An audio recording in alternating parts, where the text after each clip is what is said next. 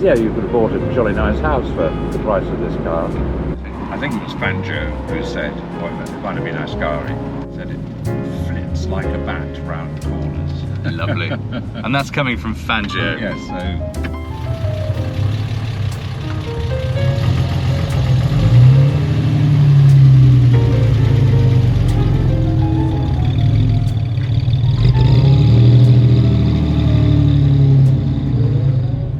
Every year Lancia would produce another series with small changes and sometimes large changes, and this is a 5th series, 1956, built in, well, 30th of March it started production and delivered at 13th of May after a road test. It was initially owned by a lady in Bergamo for 5 years, and then it was bought by the founder and owner of a Milan evening newspaper. He had it for a few years. Then it was bought by a chap called Harry Manning, who is very famous in Lancia circles. There are only 25 of the Aurelia B20s formally imported into Britain, because the price was so huge. It was the 5th series was £3,346, whereas an XK140 at the time was £1,460. Twice the price. That's house price. Yeah, you could have bought a jolly nice house for the price of this car. 10 years after they were first made, people were paying prices like £400 or £500 for them in England. Whoa. And then it all changed. Yeah. No, that's right. And the thing is, I was under the impression that being a right-hand drive example, that this was a UK car. But no, it's not so. No. Many of the famous names in Italy, Ferrari, Maserati, Alfa, made right-hand drive cars up until the 50s, and always had. And Lancia, I think, were probably the last. They started to make left-hand drive versions with the 4th series, I believe, but that was really just for the American market. So this being a 5th series, only 300 were made, and of that I think 180 were actually left-hand drive for the American market.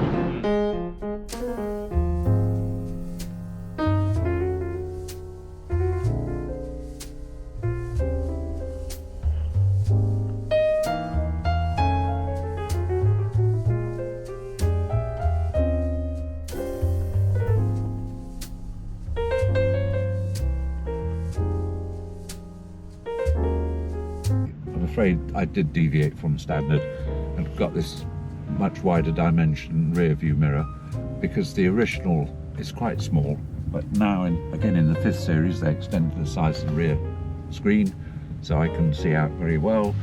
And another admission of non-standard is we put period shaped wing mirrors on either side just for safety. There's an adjustment for the rake of the seat backs.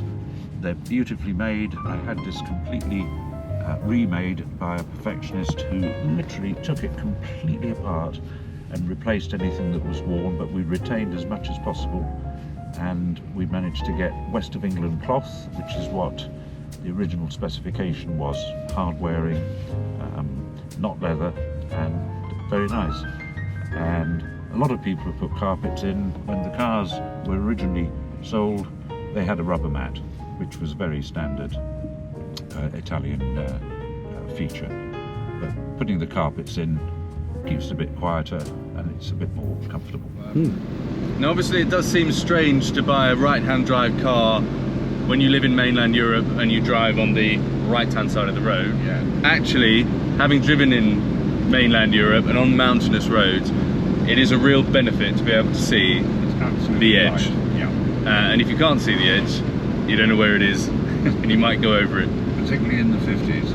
Yes, yeah, no Armco barriers. No, nothing. I mean, just a series of shrines. And a few stones marking the edge. Yeah. And some nasty ravines. And you don't want to hit the stones, really. But I can tell you from my own experience driving in the Alps and the Pyrenees and so on, it's a wonderful benefit being able to just look over there and see the edge and Yeah. keep well away.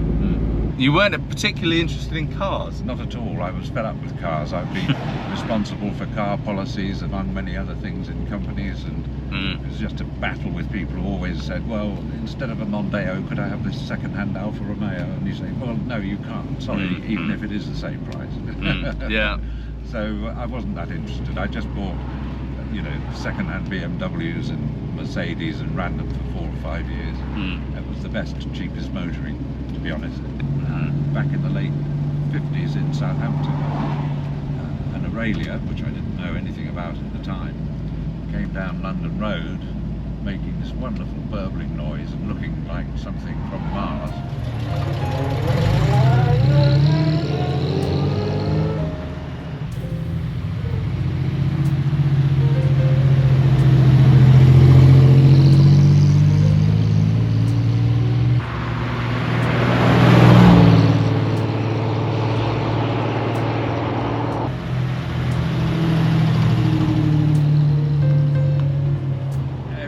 Stopped and looked at this apparition going by, and I thought, what on earth is that? But then forgot all about it until I saw this picture about, I don't know, 40 years later, I suppose.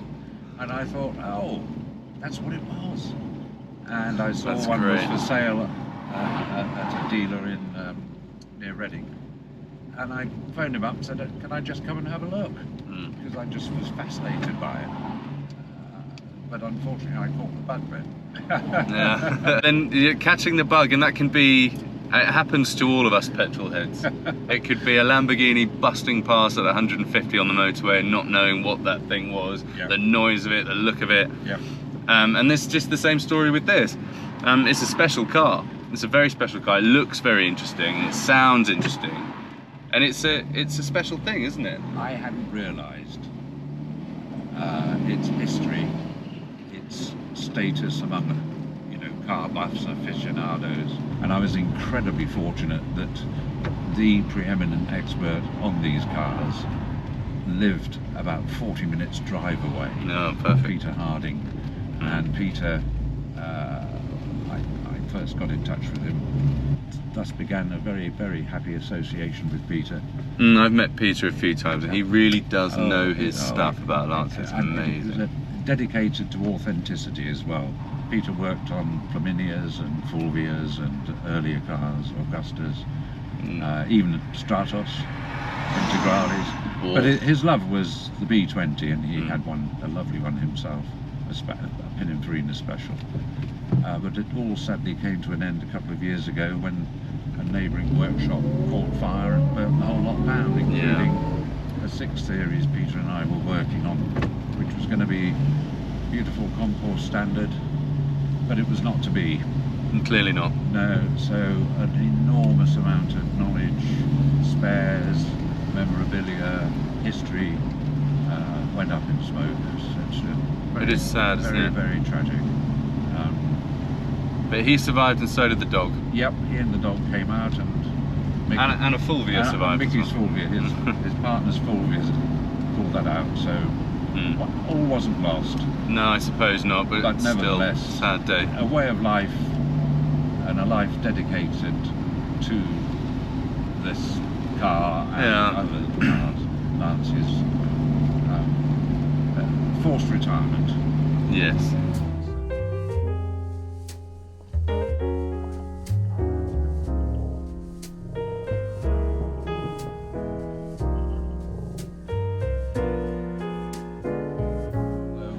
We have over the years upgraded some of the components for safety and efficiency, but always retaining the original mountings, the original casings, etc. I've kept everything. If you had travelled all over Europe as I have with a dynamo, so when somebody says, well, we could actually fit an alternator in that casing, you say, okay, yeah, I think practically speaking that would be a sensible thing to do. Now it does move pretty well. Yep, we're up to 3,600 revs now, coming up to 4,000. 4,000 RPM. Red line is at just under 5,500. To 1956.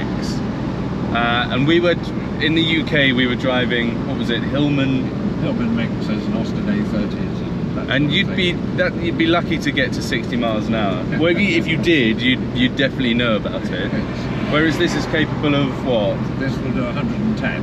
110 miles an hour. Yeah. Which is very impressive. And nowadays, that's nothing. It's normal for a car to be able to do over 100. Cars are more than capable of that. But this 1956, that's a huge speed to be hitting, and comfortably as well. Well, the V6 engine was it's quite a story in itself.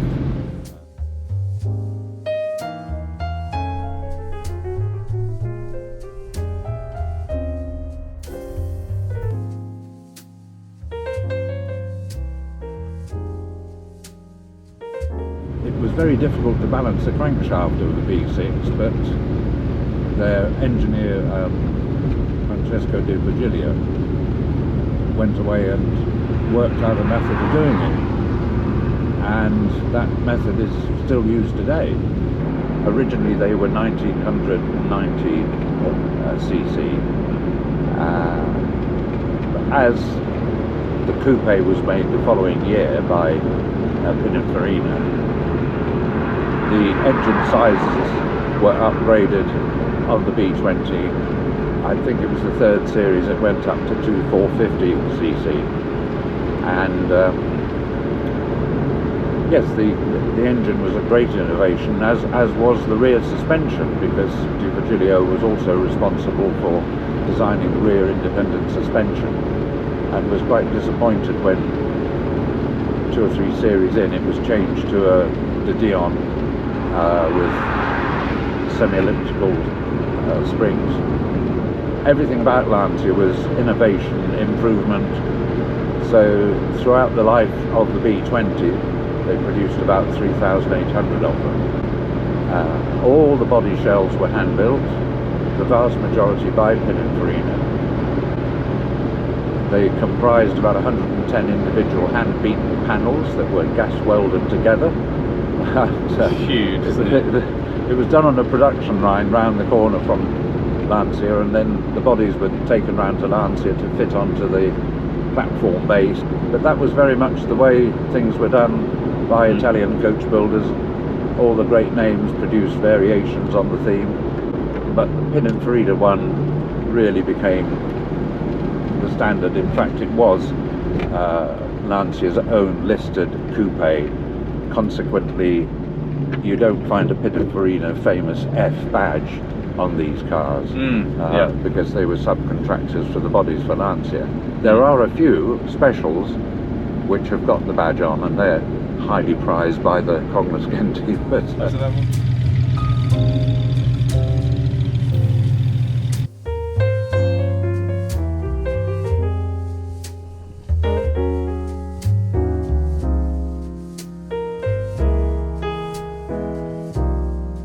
it's a very smooth and tasteful design. It's not ostentatious and over the top. And as you said before, the only markings that bear the name Lancia are the Lancia badge on the grille, the shield, and it has the name Lancia pressed into the hubcaps, but not painted, only pressed into the chrome, and that's it. There's no Pininfarina mark on it. very, very low profile, very smooth, very aerodynamic. Pininfarina himself, in his autobiography, he says that in 1949, I think it was, Gianni Lancia and Giano said to him, "We're building a coupe platform which we want you to make the Mona Lisa of a car on." And no pressure. But it's interesting because the original design is attributed to Felice Mario Buono, who was the owner of Ghia at the time, and Ghia made a few of the original coupes, but they just didn't have the production capacity. Buono's a very famous man. He's not well known, but I mean his design skills, his output is fantastic. But he was only at the time making small numbers of cars.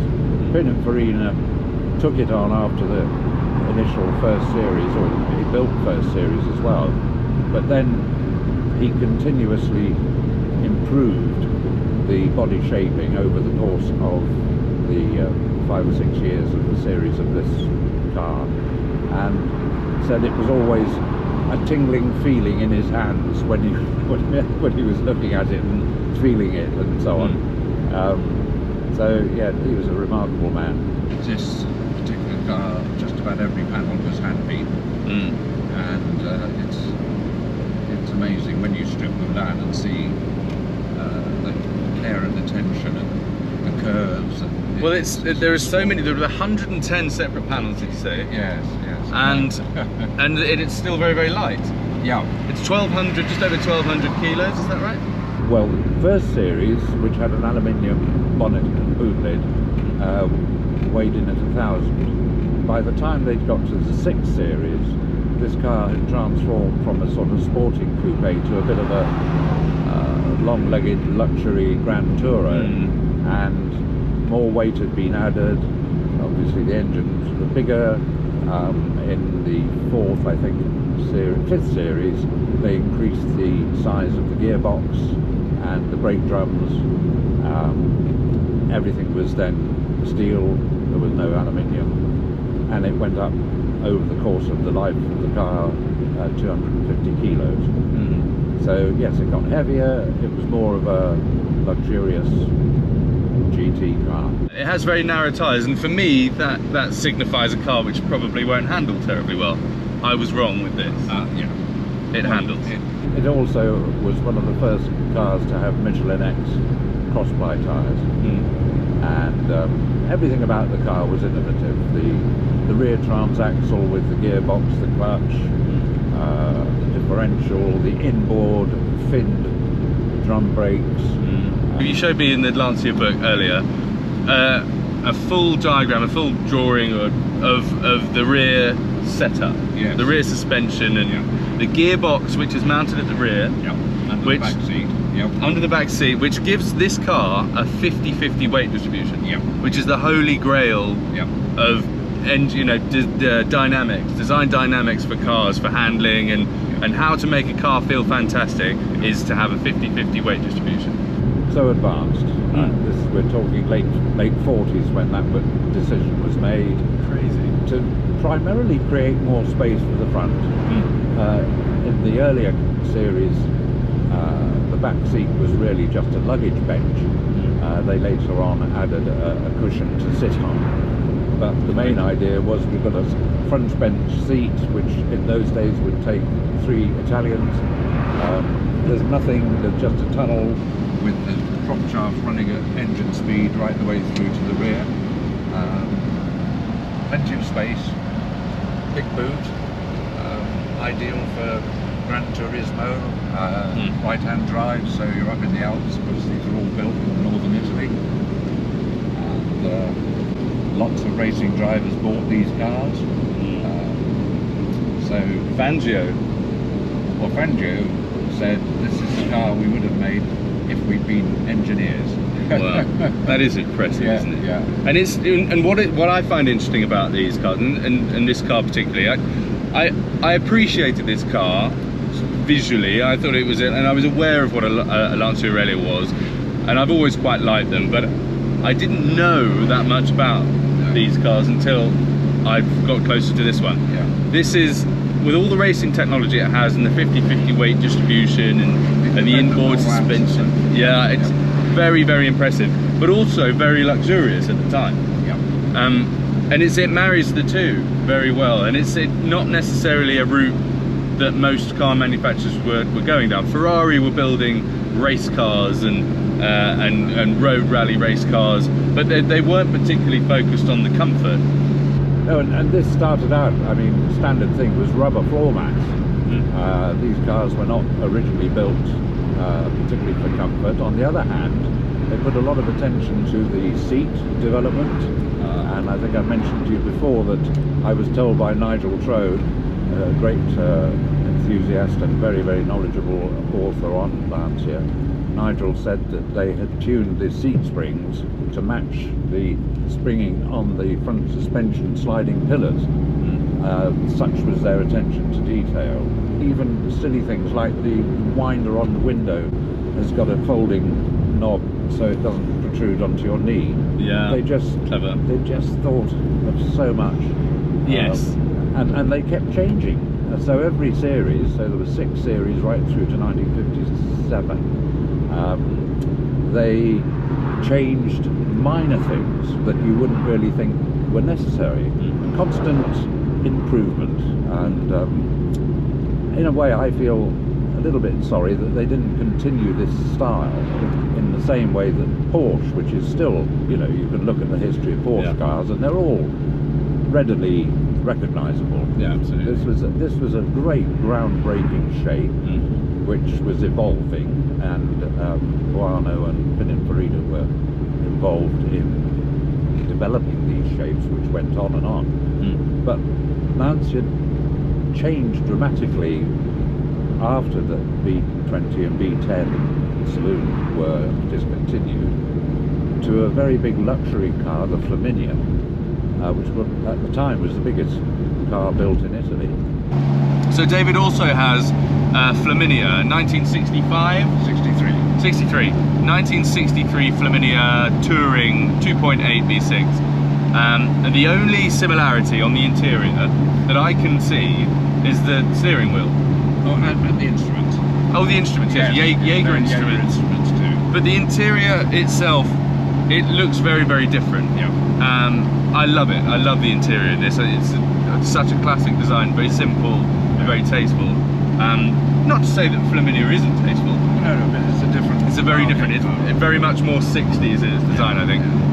Which is for sale, actually. The Flaminia. I'll put a link in the comments below for a link to the video of the Flaminia. So give that a watch as well. It's a very different looking car, but in many ways very similar. It's a wonderful car. Absolutely amazing car. Yes, it is. It was another generation of design and mechanical engineering, and another car that was incredibly expensive. Yes. Yeah.